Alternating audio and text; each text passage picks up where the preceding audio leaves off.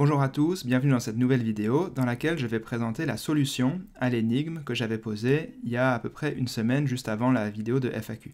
Donc c'est encore une vidéo un petit peu spéciale qui s'inscrit dans ce cycle-là de vidéos que j'ai fait pour célébrer les 10 000 abonnés, et ne vous inquiétez pas, dès la prochaine fois, on va revenir sur des formats un peu plus standards où on parlera de théorie des nœuds. Donc en attendant, je vais donc présenter la solution de cette énigme. Pour ceux qui ne l'ont pas vue, allez la voir, sinon ça n'a pas beaucoup de sens de regarder cette vidéo-ci. Et avant de commencer, il faut que je donne un petit peu des références sur d'où vient cette énigme, où est-ce que je l'ai rencontrée. Donc pour ma part, je l'ai rencontrée sur le blog de David Mador, qui est un site que je recommande d'ailleurs chaudement, parce qu'il y a vraiment énormément de choses intéressantes dessus. Et en particulier, donc cette énigme, je mettrai le lien dans la description. Et donc David lui-même dit que il l'a pas inventé, il l'a entendu ailleurs, mais l'origine semble se perdre un petit peu dans les brumes du passé. Donc je mettrai ce que je sais de l'origine de cette énigme. Mais donc sans plus attendre, je vais donner la solution, enfin une solution que je connais et que j'ai trouvée très très élégante, et c'est ça qui m'a donné envie de vous partager cette énigme. Donc l'idée était de considérer un hôtel infini, où il y a des chambres numérotées par les entiers naturels, donc 0, 1, 2, 3, etc. 4.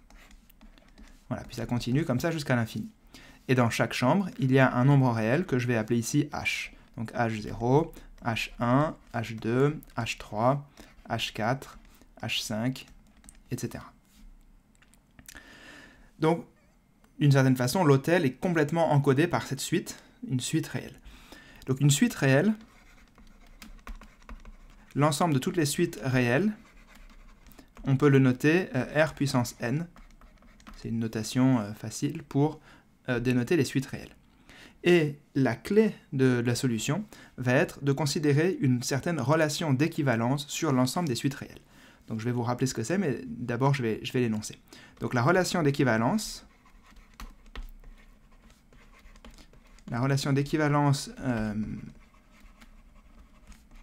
sur R puissance n, que je vais considérer, c'est la relation petite vague comme ça, qui est donnée par U est équivalent à V, U et V étant deux suites réelles, si et seulement si il existe un certain rang n, un entier, tel que pour tout n supérieur ou égal à grand N, UN est égal à Vn.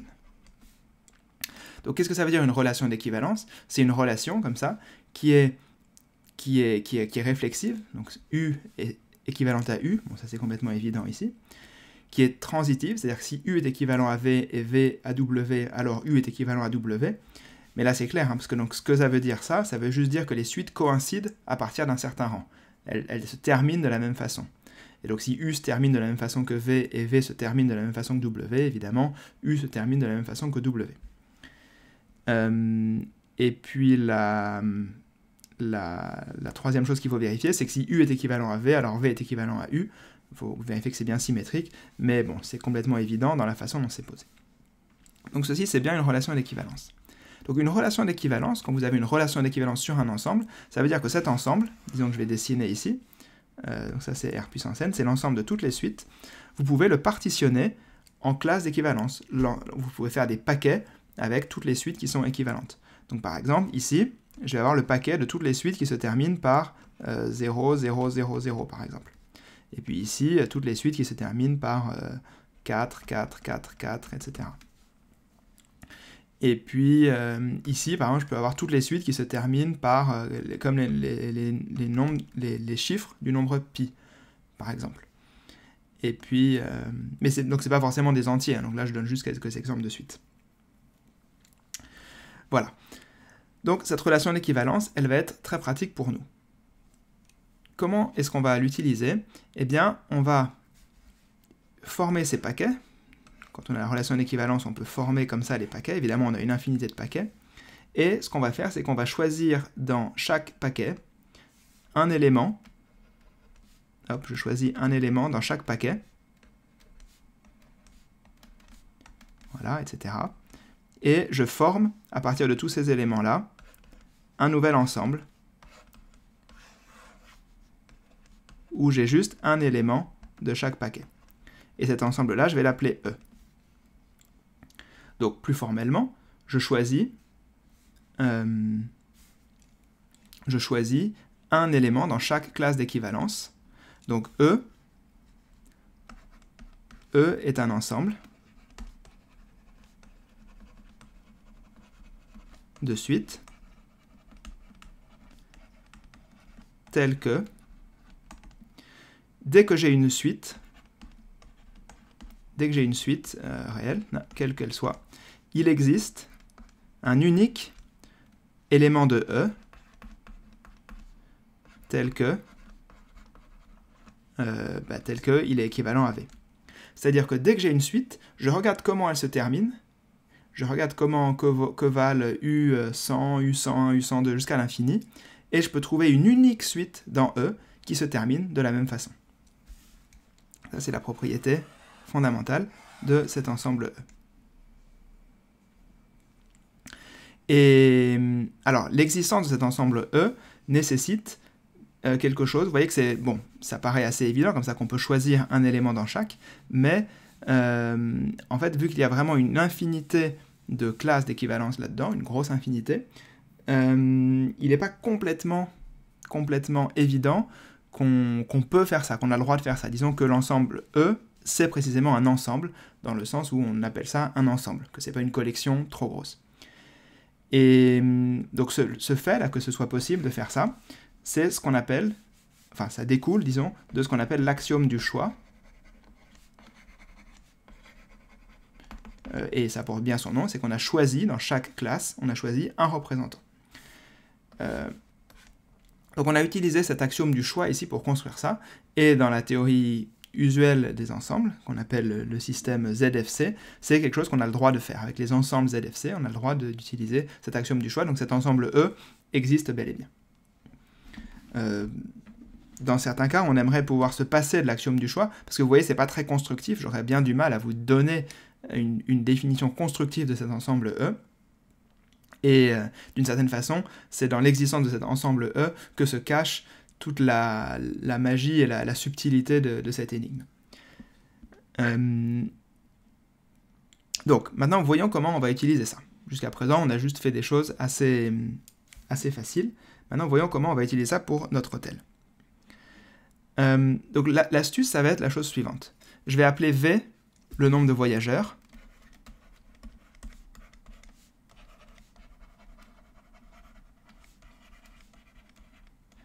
Juste pour pas avoir à me trimballer des nombres 1000 partout. Dans l'énigme que j'avais posée, V c'était égal à 1000, mais vous allez voir qu'en fait c'est pas si important que ça. Donc V ça va être le nombre de voyageurs. Et ce que je vais faire, c'est que je vais ordonner les nombres qui sont dans mon hôtel, non pas linéairement, mais sous forme d'un tableau. Un tableau de la forme comme ceci. H0, H1, H2, etc. Ça continue, jusqu'à HV-1. Donc vous voyez qu'il y a autant de lignes qu'il y a de voyageurs. Et puis ensuite, je reviens ici. Donc ici, j'aurai HV, HV plus 1, HV plus 2, etc. jusqu'à H2V moins 1. Et puis, je continue là, H2V, H2V plus 1, etc. Et donc, vous voyez, là, j'ai la ligne numéro 0, la ligne numéro 1, la ligne numéro 2, etc. Ici, je peux avoir la ligne HJ, pour la jème ligne.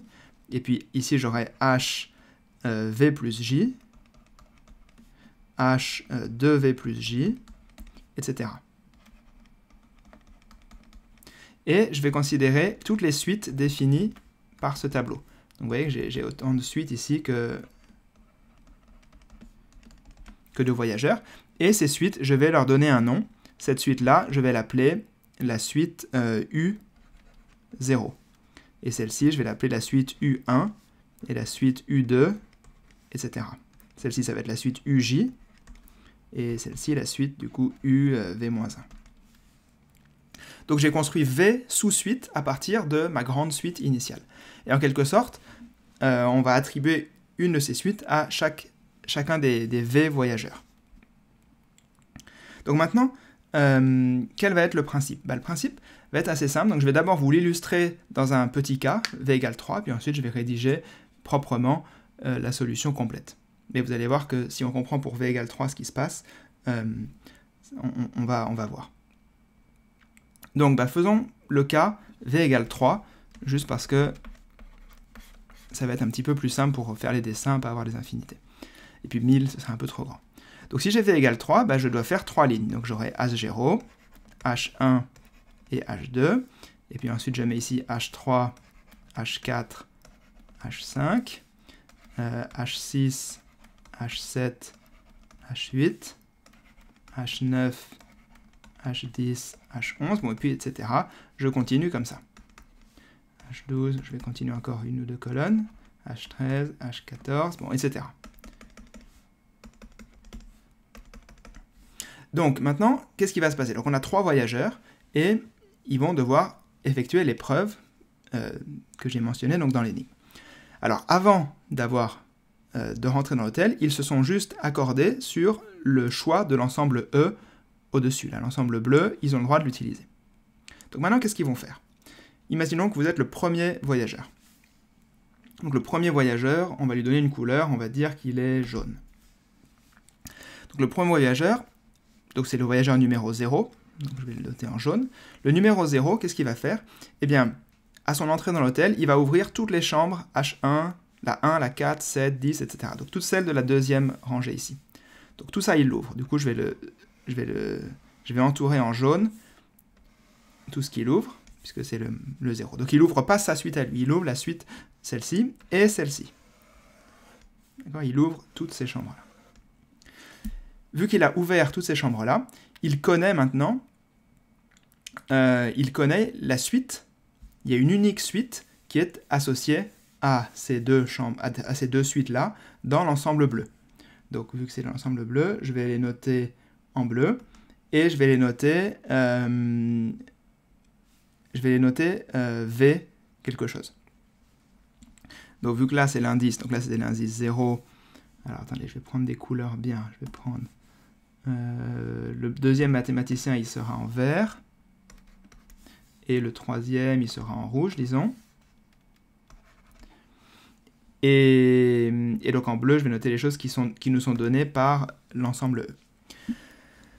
Donc le mathématicien 0, le jaune, il a ouvert toutes ces chambres-là, et donc il peut identifier une suite de l'ensemble bleu qui est équivalente à celle-ci. Et cette suite, il va la noter V1. Donc ici, on a V1, indice 0, V1, indice 1, V1, indice 2, V1, indice 3, V1, indice 4, etc. Il a identifié cette suite-là. Et puis, il identifie également la suite V2, indice 0, V2, indice 1, V2, indice 2, V2, indice 3, etc. Vous voyez, ça, il peut le faire parce qu'ils connaissent l'ensemble E et ils peuvent lire tous les éléments de la suite 1 et de la suite 2. Donc, ils peuvent trouver l'unique élément qui est équivalent à ceci, par la relation d'équivalence dite après. Donc, le fait qu'elle soit équivalente, ça veut dire qu'à partir d'un certain rang, elle coïncide. Et donc, notre mathématicien jaune, il va pouvoir vérifier quel est ce rang. Par exemple, il va vérifier donc, lesquels de ces nombres sont égaux. Par exemple, il va dire, ces deux-là sont égaux, ces deux-là ne sont pas égaux, ces deux-là ne sont pas égaux, ces deux-là sont égaux, ces deux-là sont égaux, etc. Et après, ils sont tous égaux. Et puis, dans la suite du bas, là, peut-être que ceux-là ne sont pas égaux, ceux-là ne sont pas égaux, ceux-là ne sont pas égaux, mais ceux-là sont égaux, ceux-là sont égaux, et puis après, ils sont tous égaux. Donc ceci, il peut le faire encore une fois. Il a rien eu besoin d'ouvrir ici. Et ce qu'il va regarder, c'est quel est le nombre, le plus petit nombre, à partir duquel tous les nombres ensuite sont égaux dans les deux suites qui sont là.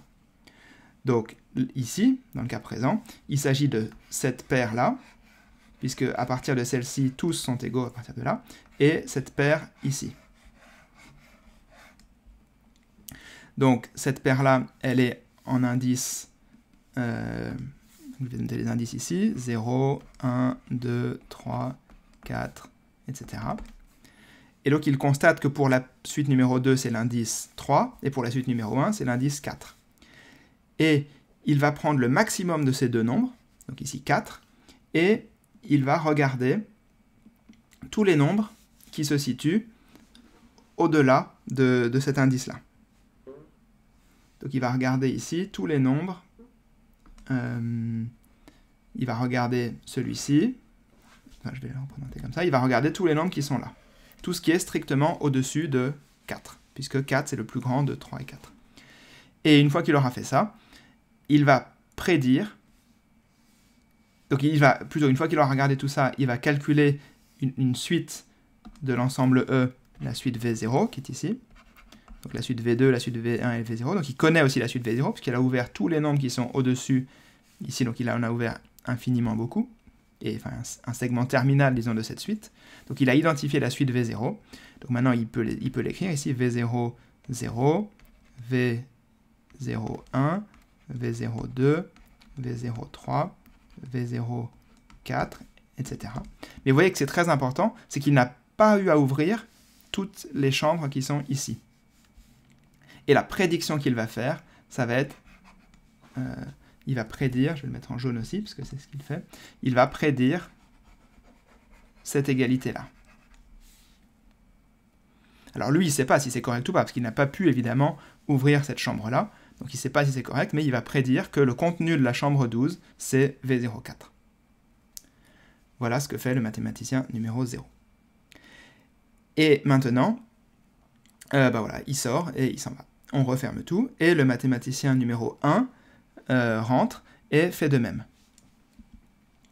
Donc là, s'il fait de même, il va faire de même, sauf qu'évidemment, lui, il va ouvrir la suite numéro 0 et la suite numéro 2.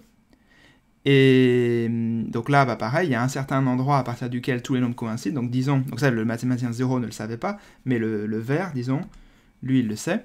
Le vert, il ouvre tout ça, tout ceci, et tout ceci. Et donc lui, il a aussi connaissance de cette égalité-là. Il sait aussi qu'à partir de l'indice 3, tous les nombres sont égaux ici. Et peut-être qu'ici, c'est à partir de l'indice 1, disons. Donc en fait, ceux-ci sont égaux, ceux-ci sont égaux, ceux-ci sont égaux, ceux-ci sont égaux, etc. Donc là, lui, il va dire, ah bah à partir de l'indice 1, ils sont tous égaux. Il prend le maximum des deux, 1 et 3, et il va prédire quoi?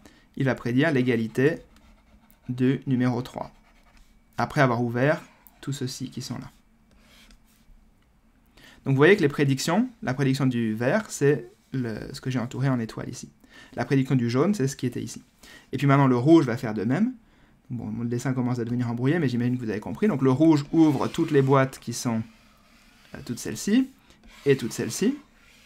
Donc à partir de ça, il voit les suites V0 et V1. Il constate que les indices sont 1 ici et 4 ici. 1 ici, 4 ici. Il calcule le plus grand des deux, c'est 4, et il va faire la prédiction pour le numéro 4 ici, après avoir ouvert tout ce qui est ici. Et ben maintenant, voilà, on peut regarder qui a eu bon, qui a eu tort. Vous voyez que la prédiction du rouge, elle était là, et effectivement, elle a eu bon. Elle est encadrée en jaune, ça veut dire qu'elle était bonne. Donc le rouge a eu raison, le jaune a eu raison aussi, et le vert, lui, a eu tort. Vous voyez que celui qui a eu tort, c'est celui pour qui l'indice, ici, était le plus élevé. Parce que, vous voyez la logique, si on a un indice plus bas, alors forcément les autres suites vont se coller, et donc ça va marcher. Donc, j'espère que vous avez compris l'idée. Lui, il a eu tort parce que c'était le plus grand, mais les deux autres ont eu raison tous les deux, parce que leur indice à partir duquel les suites coïncident avec la suite de l'ensemble bleu était plus bas que la borne que eux s'étaient fixée, qui était le plus haut des autres. Voilà, donc je ne sais pas si c'est compliqué à suivre ou pas avec ce dessin ou pas. En tout cas, je vais le refaire maintenant une deuxième fois avec des notations plus mathématiques. Mais l'idée, c'est vraiment la même. Donc l'idée, c'est de noter, comme je l'ai fait ici, les suites U0, U1, U2, etc. Et donc on appelle, donc on a décomposé la suite H en V sous-suite en V sous suite que j'ai appelé UJ, pour J allant de 0 à V-1. Ces sous-suites sont définies par UJ indice N égale H NV plus J. C'est simplement la division euclidienne. Et maintenant, on peut donc choisir soit VJ, l'unique suite de E,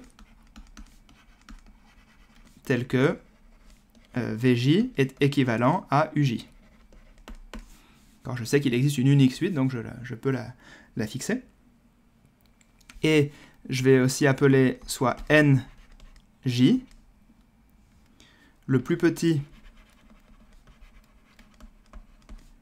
entier, tel que, pour toute n supérieure ou égale à NJ, eh bien les suites sont égales. Enfin, les entrées sont égales. Donc, VJ n est égal à UJ n. Donc, à partir du rang NJ, les suites coïncident avec l'élément de E.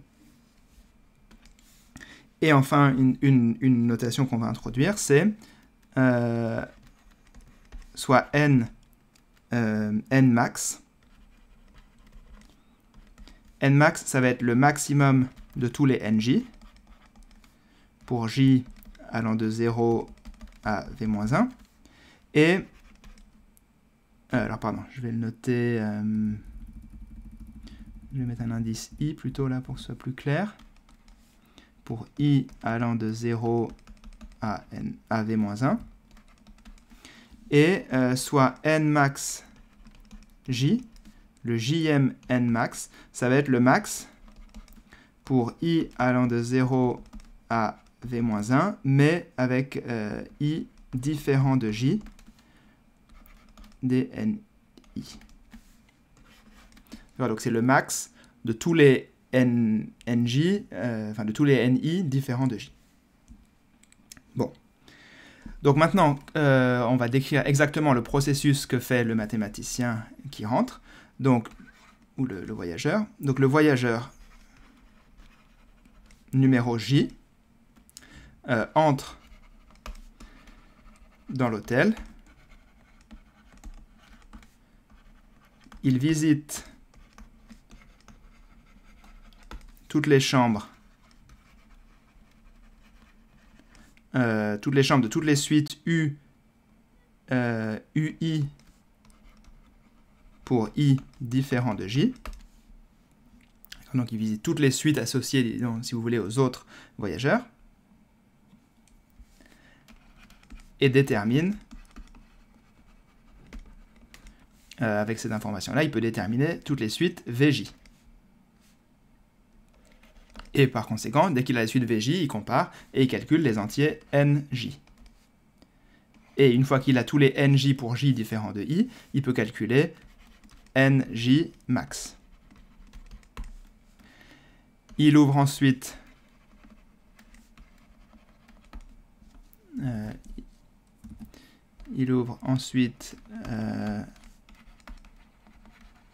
toutes les U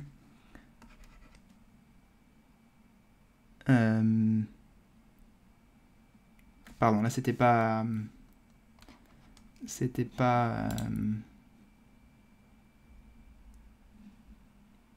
J, c'était I. Je corrige.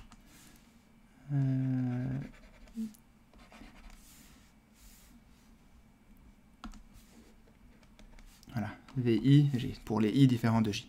Et donc ensuite, il ouvre toutes les UJ N pour N supérieur ou égal à ce NJ max, qu'il a calculé, plus 1, qu'il a calculé. Donc il détermine ainsi la suite VJ, et il prédit que U, donc la vraie suite qui est dans l'hôtel, UJ Nmax J est égal à Vj Nmax J. Donc voilà la prédiction que fait le voyageur numéro J. Et voilà, et tout le monde fait la même chose. Donc voilà la solution. Vérifions que cette solution fonctionne bien. Donc si Njmax est supérieur ou égal à Nj, alors la prédiction est correcte.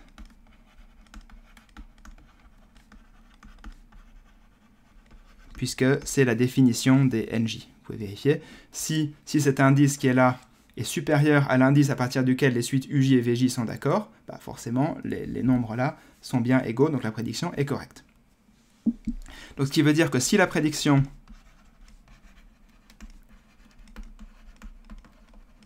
est incorrecte, par contraposé, ça veut dire que Njmax est inférieur strictement à Nj. Mais qu'est-ce que ça veut dire ça, que Njmax est inférieur à Nj? Ça veut dire que, alors pour tous les indices I différents de J, eh bien Nj, Nimax, va être supérieur ou égal à Ni. Puisque vous voyez bien que si Nj est plus grand que le Njmax, ça veut dire que ce J là, c'est le plus grand de tous les autres, de tous les Ni. Et donc en particulier, tous les Ni sont inférieurs ou égaux au Nimax, qui est le max sur tous les I différents de J, mais du coup qui contient le Nj. Donc alors pour tous ces I, Nmax est plus grand que Nj, et donc la prédiction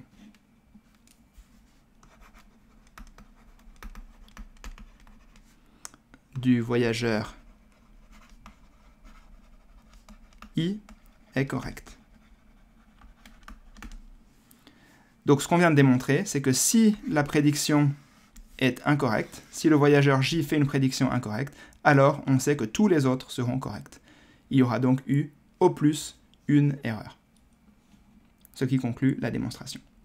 Donc finalement, vous voyez qu'une fois qu'on a compris ça, ben, la solution n'est pas très compliquée, donc je vais revenir et la refaire une fois en entier.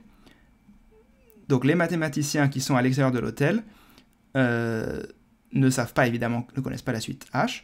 La seule chose qu'ils se disent, c'est prenons cette relation d'équivalence et choisissons cet ensemble E.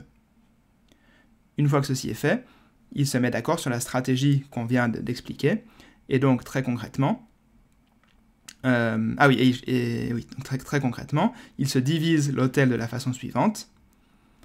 Le mathématicien J entre dans l'hôtel, il regarde toutes les autres suites, ça lui permet de déterminer tous les représentants de l'ensemble E qui correspondent à toutes les autres suites, ce qui lui permet de calculer les indices à partir desquels elles coïncident, et en particulier le plus grand d'entre eux. Et une fois qu'il a calculé ce plus grand d'entre eux, eh bien, il ouvre tous les éléments de sa suite qui sont strictement au-dessus de ce plus grand d'entre eux, ce qui lui permet de déterminer finalement l'élément de E qui correspond à sa suite à lui, et il fait la prédiction pour l'indice Nmax J de sa suite à lui, il fait la prédiction que ça colle avec le représentant de l'ensemble E. Et un simple petit raisonnement logique détaillé ici montre que, avec cette stratégie, il y a au plus une erreur. Voilà, ce qui conclut la preuve. Donc j'espère que vous avez apprécié cette petite énigme. Et donc, comme je l'ai dit, la prochaine fois, dans probablement 2 semaines, nous allons nous replonger dans la physique théorique et les mathématiques avec normalement un épisode, peut-être avec un invité spécial d'ailleurs, je n'en dis pas plus pour l'instant, mais sur la théorie des nœuds en mathématiques et en physique. Voilà, il ne me reste plus qu'à vous souhaiter bonne soirée et à bientôt.